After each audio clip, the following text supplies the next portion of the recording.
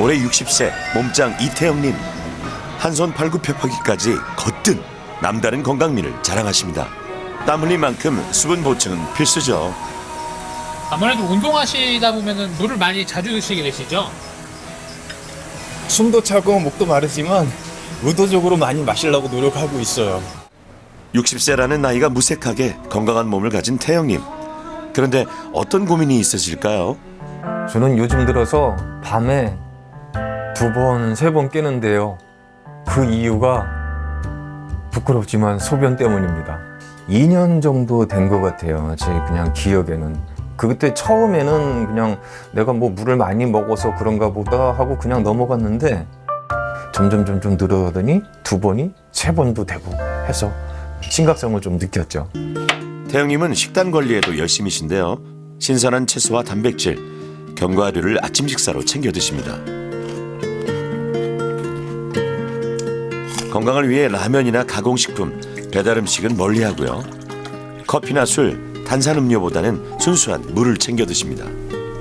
식습관의 운동까지 더할 나위 없이 완벽해 보이는 생활습관이죠. 일부러 이렇게 조금 의식해서 좀 드시는 편이에요. 그렇죠. 일부러 의식해서 먹는 편이죠. 왜냐하면 그렇게 먹지 않으면 물에 대해서 좀 뭐랄까 덜 먹게 된다고 그럴까요? 그래서 일부러라도 찾아서 먹으려고 시간을 거의 정해놓고서 먹다시피 하고 있어요. 태영님의 하루를 관찰하며 시간대별 수분 섭취량을 계산해봤습니다. 집에서는 약 1.8리터의 물을 드시고요. 헬스장에선 운동 중간중간 1.2리터의 물을 드셨습니다. 합하면 하루 총 3리터의 물을 드시는 겁니다. 조금 많은 듯 하긴 하네요. 자정을 넘긴 시각. 마지막으로 물 한 컵 드시고 잠자리에 드는 태영님. 그런데 잠든 지 2시간도 안 돼 일어나십니다. 바로 소변 때문이죠. 하룻밤 사이에도 2~3차례 소변을 보고 싶어서 잠에서 깨는 건데요. 이렇게 한 번 깨면 다시 잠들기 어려워 잠을 설칠 수밖에 없습니다.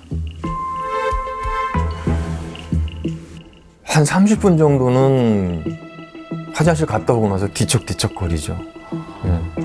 그러니까 2번을 깨면 수면 시간 1시간의 방해를 받는 거고 3번 깨면은 1시간 반 정도의 이 수면이 질이 떨어지니까 삶의 질이 좀 떨어졌다는 생각을 좀 많이 해요.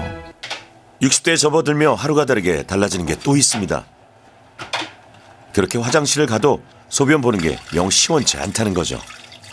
흔히 말하는 오줌팔이라고 그러잖아요. 그게 많이 약해졌어요. 옛날에는 이렇게 막 엄청 시원하게 쏟아냈는데 이젠 그냥 흘러내린다 이렇게 됐어요. 왠지 드러내기 어려워 홀로 참아왔던 태영님. 용기를 내 비뇨의학과를 함께 찾았습니다. 60대 남성 중 60에서 70%는 해당된다는 전립선 비대증 때문은 아닌지 소변 줄기의 굵기와 양을 확인하는 요속 검사와 전립선 초음파 검사 등 정밀 검사를 진행했습니다. 과연 그 결과는 어떨까요? 네, 들어오십시오. 네. 어떻게 불편하셔서? 네. 전립선 검사하신 거 기억나시죠? 네. 요렇게 밑에 밤톨같이 생긴 게 전립선이에요. 요 전립선 안에 비대증 조직이 이렇게 보이거든요. 근데 전립선이 아주 크신 분들은 이 경계가 굉장히 명확해요. 남성 생식기관인 전립선은 방광 바로 아래에서 소변이 지나는 요도를 감싸고 있는데요. 노화와 남성 호르몬의 영향으로 전립선이 커지게 되면 소변이 지나가는 요도를 압박하면서 소변 보기가 힘들어집니다. 바로 전립선 비대증이죠. 소변이 나오기 시작할 때 시간이 한참 걸리거나 소변 줄기가 약하고 끊기는 증상, 소변을 봐도 시원치 않으면 전립선 비대증을 의심해 봐야 하는데요. 특히 소변 때문에 잠을 여러 번 깨는 것도 전립선 비대증의 중요한 증상 중 하나입니다. 과거에는 전립선이 거의 다 범인이다. 얘가 문제다. 전립선 비대증이 나이 들면 생기니까 이것 때문에 저항이 올라가서 찔찔찔 또는 한참 걸리고 이런 상황이 온다라고 설명을 하는데, 요새는 방광 수축력, 소변 볼 때 방광이 짜주는 힘도 나이 들면서 점점, 아까 말씀드렸지만 나이 들면 이제 탄성이 떨어지기 때문에 이 두 가지를 같이 봐야 됩니다. 하지만은 전립선 전체적으로는 크게 사이즈가 크거나 하시지는 않아서 비대증이 막 심해가지고 지금 상황이 막 왔다 이렇게 얘기하기는 조금 어려우실 것 같아요. 네. 그리고 일단은 지금 요 쓰신 게 배뇨일지라 그래서 본인 소변 보는 패턴을 직접적으로 우리가 이제 기록해서 보는데, 내가 생각하는 이미지랑 실제로 적어봤을 때는 굉장히 차이가 질 수가 있습니다. 배뇨 문제의 원인을 찾기 위해 중요한 검사, 배뇨일지인데요.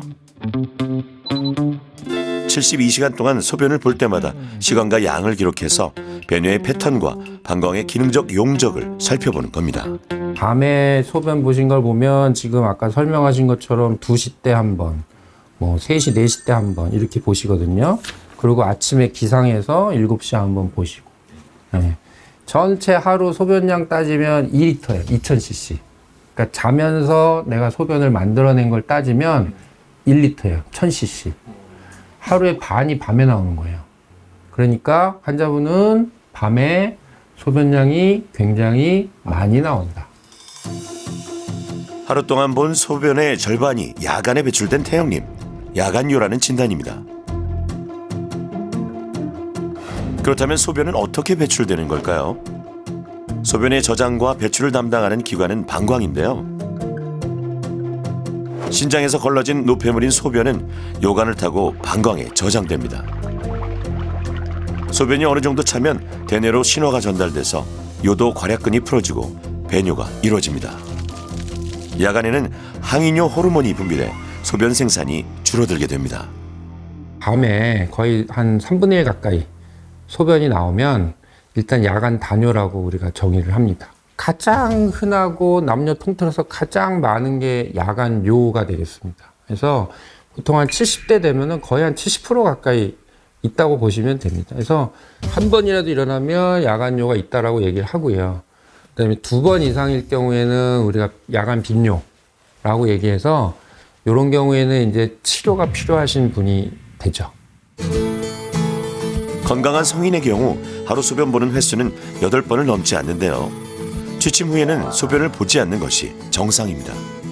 여러 가지 이유들이 복합되어 있는데 그중에서 사실은 가장 많은 거는 신장하고 좀 관련이 되는 게 있어요. 그래서 신장 기능이 40대 이후에는 조금씩 야금야금 떨어지는데, 여기서 기능이 떨어진다는 건 크게 2가지 생각하시면 됩니다. 하나는 그 필터링 해주는 능력이 떨어지는 게 하나 있고요. 2번째는 밤에 우리가 잘 때 콩팥에서는 소변을 적게 만들려고 해요. 예, 그거를 농축 기능이라 하는데 이 농축 기능이 또 떨어지는 경우가 있어요. 그래서 이 2가지가 같이 나타나면 어떤 상황이 오냐? 밤에 농축 기능이 떨어지면서 낮에만큼 소변이 더 생성이 될 거고요.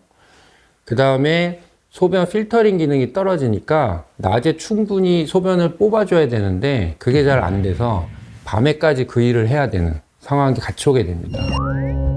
일반적인 1회 소변량은 250에서 300cc인데요.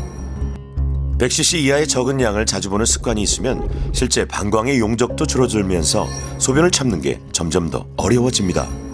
정상이 500이라고 다 500이 나오진 않고 어떤 분은 막 700, 800 나오는 분도 있고, 이건 과팽창이라 그래서 이건 좋지 않아요. 방광 근육이 과하게 스트레칭 되면서 이제 스트레스를 받는 거기 때문에 이런 게 너무 빈번하게 가면은 방광이 늘어나 버리고 나중에는 상처가 나기 때문에 근육이 다시 쪼그라들면서 두꺼워집니다. 그래서 방광 노화가 빨리 진행이 되는 가장 큰 이유 중에 하나가 방광 과팽창이 되거든요. 고령일수록 야간뇨로 고생하는 분들이 많은데요. 어르신들이 야간뇨가 있을 경우 낙상의 위험도 높아지기 때문에 치료가 중요합니다. 야간뇨 같은 경우는 시간대가 영향을 줍니다. 잠자기 한 2시간, 4시간 전부터는 수분 섭취를 줄이셔야지 밤에 나오는 소변량이 줄 수가 있습니다. 그 시간대에 잠자기 전까지 그 시간대에 수분 섭취를 가급적 줄이시는 게 즉각적인 효과를 보실 수가 있습니다. 목표를 채우는 방식으로 가시라고 말씀을 드립니다. 그래서 3분이 되시는 분들은 5분도 나중에 될 수 있고요. 배뇨장애에 해당되는 4분 모두 공통적으로 방광 훈련이 필요한데요. 의식적으로 소변을 참아서 조금씩 배뇨 간격을 늘리고 한 회당 소변량을 정상치인 250cc까지 늘려 방광의 사용 용적을 늘리는 행동 치료입니다. 그런데 교수님, 보통 물은 많이 먹을수록 건강에 좋다고 생각하시잖아요. 잘못된 상식일까요? 수분 섭취가 이제 많이 먹으면 건강에 좋다라는 거를 일반적으로 많이들 이제 상식같이 받아들이시는데, 몸이 정상적인 부분, 기능이 정상적인 부분에서는 우리 몸에서 충분히 흡수가 돼서 해결을 하기 때문에 아무 말썽이 안 됩니다. 그런 분들은 제외하고 과민성 방광이 있는 화장실 자주 다니시는 분들은 과다한 수분 섭취는 증상을 악화시키는 가장 큰 이유가 됩니다. 그래서 이건 좀 피하시는 게 좋겠고, 어르신들 같은 경우에는 신장 기능, 심장 기능 이런 모든 장기 기능이 다 떨어지는 연세들이기 때문에 이런 경우에는 오히려 병을 키우는 거죠. 저희가 오늘 골반 적은 운동을 배울 건데, 이제 골반 적은 운동은 이미 되게 생소한 운동이라고 생각하실 수도 있어요. 그런데 집에서 우리가 매일매일 꾸준하게 해야 하는 운동이고, 그렇게 했을 때 정말 효과가 정말 뛰어나게 있습니다. 골반 적은 강화 운동은 굉장히 도움이 되죠. 남자 같은 경우에는 이제 항문 쪽에서 항문 힘을 줬을 때, 예를 들어서 제가 손가락에 뭐 이렇게 해가지고 항문에 요만큼 2마디 정도를 넣고 항문을 조였을 때 손가락 조이는 힘이 충분히 느껴지면 그때는 자동으로 우리 괄약근 근육이 같이 움직입니다. 그래서 이 운동을 하시는 게 남자 같은 경우는 도움이 되고요. 여성분들은 한 2마디 정도 질에다가 요만큼만 크림 묻혀서 장갑 끼고 넣고서 본인이 쪼여서 힘줘서 느낌이 올 때가 있어요. 근데 그걸 반복해서 기억을 해놨다가 그 다음에 쾌겔 운동이라는 골반 적은 운동 동작을 따라서 꾸준히 연습해 주시면 도움이 됩니다. 양발 어깨 넓이만큼 두시고 양손은 앞쪽으로 의자를 가볍게 잡을게요. 절대 세게 잡지 마시고, 그리고 이 상태에서 발가락을 5도 정도 바깥쪽으로 보내주기. 자, 이제 천천히 뒤꿈치를 드시면서 몸이 올라가는 느낌을 주실 건데, 쪽 소변 참는 힘을 5초간 서서히 주시면서 그 힘을 그대로 잡고 천천히 뒤꿈치를 떼주면서 올라갈 거예요.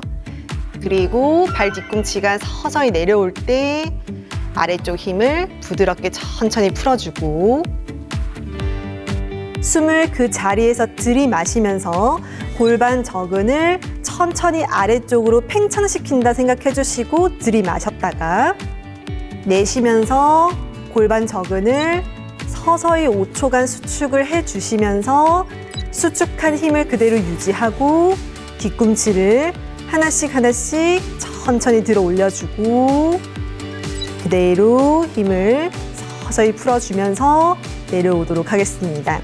이때 힘이 들어오는 지점은 여성의 경우에는 회음부 주변에 자극이 들어오실 거고요. 남성의 경우에는 괄약근 쪽에 힘이 들어오실 겁니다. 좀 더 쉽게 설명드리면, 우리가 소변을 보다가 일부러 멈췄을 때, 그때 소변을 멈추기 위해 사용한 근육이 바로 골반 저근입니다. 저희 이제 앉아서 하는 운동을 해볼게요. 이제 준비 자세가 상체를 약간 앞쪽으로 숙인 상태에서 시작을 할 거고요. 이 자리에서 손은 가볍게 무릎 위에 얹어주시고 그 자리에서 숨을 들이마시면서 내 골반 저근이 의자에 더 가까워진다 생각하고 숨을 한번 천천히 깊게 한번 들이마셔 볼게요. 의자에 가까워진 골반 저근을 이제 내 몸 쪽으로 가져온다 생각하고 5초간 서서히 수축을 한번 해볼게요. 하나, 둘, 셋, 넷, 다섯. 힘 서서히 풀어주시면서 상체가 다시 원위치로 돌아올 거예요.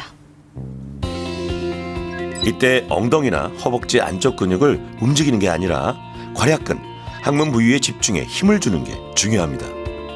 힘을 줄 때는 숨을 멈추지 않고 호흡과 함께 해야 효과를 볼 수 있고요. 한 동작을 10회씩 3번, 6개월 이상 꾸준히 지속하면 골반적은 강화로 인한 효과를 볼 수 있습니다. 도전 12일째를 맞은 태영님. 보디빌딩을 20년 이상 해온 태영님도 골반적은 운동에 적응하기까지 시간이 필요했다고 합니다. 평소 운동할 때 쓰는 근육이 아니라 괄약근에만 힘을 주는 게 쉽지 않았죠. 평소에 전혀 신경 쓰지 않던 부분에 대한 운동이니까 전혀 힘이 안 가지더라고요, 처음엔. 근데 조금씩 횟수를 거듭해야 되니까 그 부분에 또 힘을 주는 요령이 다시 생겨가지고 뭐랄까 좀 소변을 통제할 수 있다고 할까요? 그런 느낌이 오더라고요.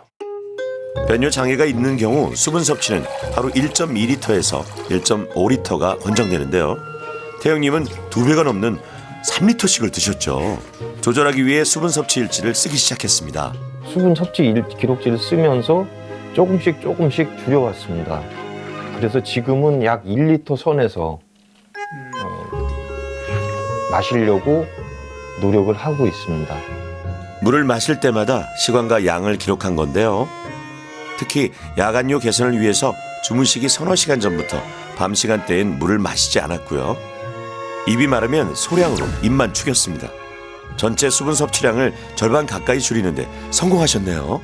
약도 지금 처방해서 드시는 거죠? 2가지 약 처방받았어요. 보여드릴까요? 네. 야간에 배출되는 소변량이 너무 많았던 태영님. 어떤 약 드시고 계시는 거예요? 자기 전에 먹는 약인데요.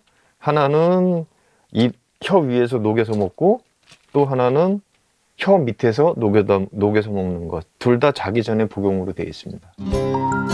변효 습관이 자리 잡기까지 항이뇨제 복용을 병행하기로 했습니다. 예를 들어서 제가 자정에 잠자리에 들었다고 그러면 보통 2시에 한 번 깨고 그다음에 4시나 5시쯤 그러니까 2시간이나 3시간쯤 후에 또 한 번 깼거든요. 실질적인 제 몸의 변화는 화장실을 잠자리에 들고 나서부터 깰 때까지 2번 가던 것을 한 번으로 줄여졌다. 이게 지금 제 몸에 나타난 변화입니다. 지금 배뇨일지 다시 써오신 거 보면은 뭐 거의 정상입니다라고 얘기할 정도까지 달라져 있거든요. 지금은 불편함을 거의 못 느끼고 있고요. 사실상 그 전에는 밤에 2번 정도 깨가지고 화장실을 갔었는데 지금은 1번 그리고 최근 이틀 동안에는 1번도 안 갔어요. 하루 변효 횟수 8번에서 5번으로 정상치까지 내려왔고요. 무엇보다 야간요가 개선됐습니다. 이게 약은 사실은 뭐 엄청나게 도움을 드린 것 같지는 않아요. 제가 봐서. 네. 실제로 거의 한 70% 정도는 본인이 한 거거든요. 네. 수분 섭취량 줄이고 밤에 저녁 때 물 더 많이 줄이고. 네. 그래서 이 습관화 되시고 하면은 그다음에 약 끊고서 뭐 지내실 수도 있죠. 그 부분은 좀 희망적으로 보셔도 될 것 같아요. 처음에는 나이를 먹어가는 과정에서 겪을 수밖에 없는 이 정도 불편, 이 정도라고 생각했었는데 다행스럽게도 확실히 좋아진 것을 느끼고 절반 이하로 화장실 가는 횟수도 줄어들고 하니까 출연하길 참 잘했다는 생각이 듭니다.